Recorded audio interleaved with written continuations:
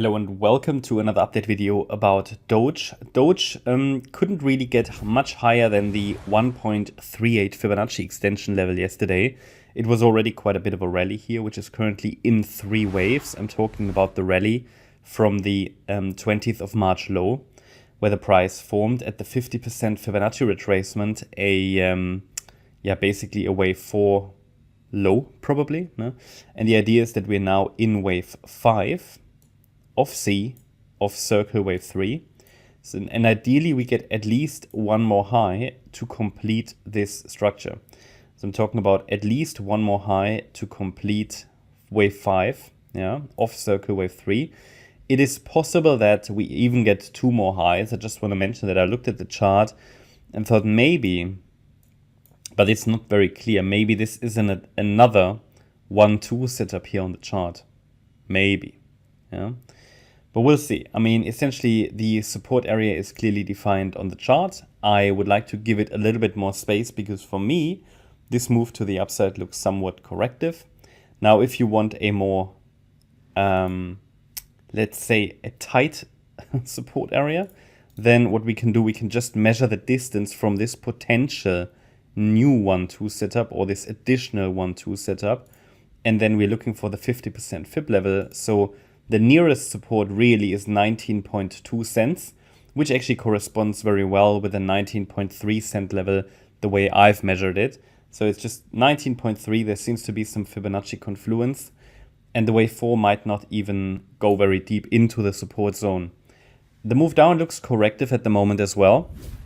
So I am in favor of direct trend continuation higher in wave 5 of circle wave C of 3.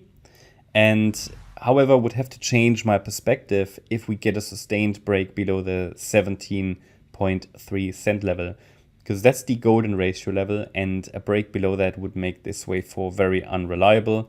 I have to say already a break below the 50% fib level will make it very, okay, I don't want to say unlikely, but it will definitely reduce the likelihood that this here is a wave 4, because in any wave 4, we want to avoid normally a break below that 50% Fibonacci level.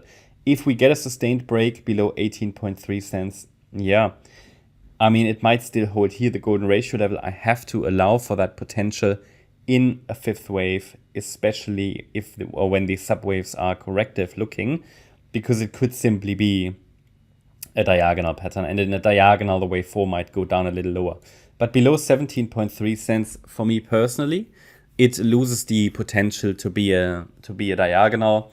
I know from, let's say, traditional Elliott wave rules, but they were like formulated many decades ago. It is typically not a problem to get a deep wave 4, but then experience has told me it's then most frequently something different, maybe something more bearish or just a B wave pullback, but it would be a different count. So from that point of view, I have a support area here for the wave 4. I assume currently the current pullback is a wave 4, and I also assume upside trend continuation should occur or should be followed. One more high is very much in line with what I'm tracking for Bitcoin as well. Let's see if Bitcoin can do it. I think it's going to be a quiet day.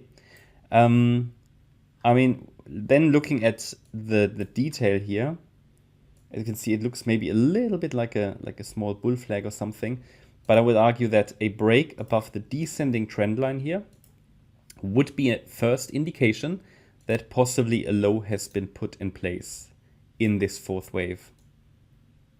And it doesn't need to be a very long wave 4. Okay, so if you look at the wave 2, which was a swift, sharp pullback, then the wave 4, I mean, it doesn't need to be much longer. Often in duration, they are very similar. I mean, this happened within a day. So it is possible that today, tomorrow, we complete this wave 4, and then we'll see one more high. Okay, where should that one more high go to? I mean, the next upside Fibonacci resistance level is at around 24 cents. But that would be a bit shallow for a 4th wave. It's valid, though. I would prefer the price to get to 25.3 cents. Possibly 27 cents next, That would be ideal. 24 cents here, the 1.618, as I said, it's possible, but it would be weak.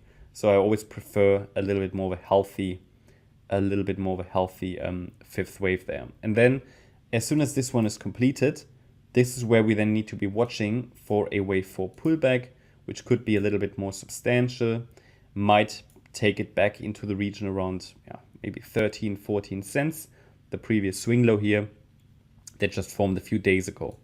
But as soon as I see a top in place, that could be circle wave 3, I will indicate a support area for circle wave 4. So yeah, tentatively bullish against the swing low here that formed in March, but also here this area back in January. But yeah, we'll see. It all depends on if the support area holds. So below that support area, I would probably not assume that circle wave 3 is already over. I would rather assume that this is still a unfolding fourth wave. That would also not necessarily be bearish, but we might test the lower support area once again before Doge can then reattempt the rally in a fifth wave. That should give you all the parameters you need. So I hope you liked the update. If you did, please hit the like button, leave a comment and subscribe. And if you really like the content, then please check out the channel membership. Also, make sure that you follow us on Instagram and Twitter for additional content. Thanks a lot for watching. Bye-bye.